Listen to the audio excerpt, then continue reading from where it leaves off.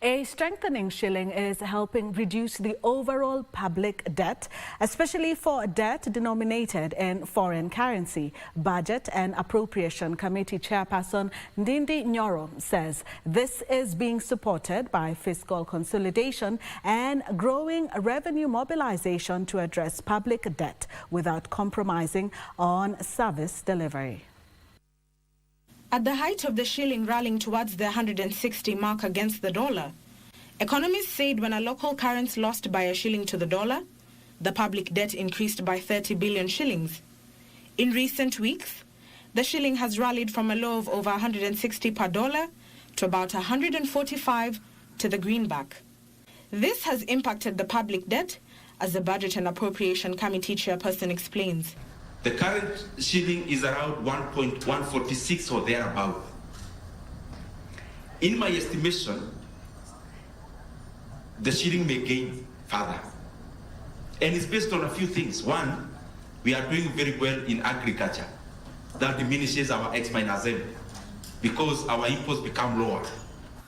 Coupled with this, he says the government is implementing growth-friendly fiscal consolidation to slow the growth of public debt. Our debt to GDP ratio could be maybe in the regions of shy of around 70%. And some would argue, but you said it's about 55%. That is a target, and it had a timeline that within the next 5 years, we try to balance our debt. We try to consolidate our debt, that is domestic and foreign, as a share of GDP at 55% or below. The draft 2024-2025 budget policy statement has proposed to reduce by 180 billion shillings the budget deficit, which stood at 886 billion shillings in the current financial year. We need to emancipate our budget-making process from the resources of other people so that we budget with what we have. But that process is gradual, and that is why we are already climbing down in a huge manner.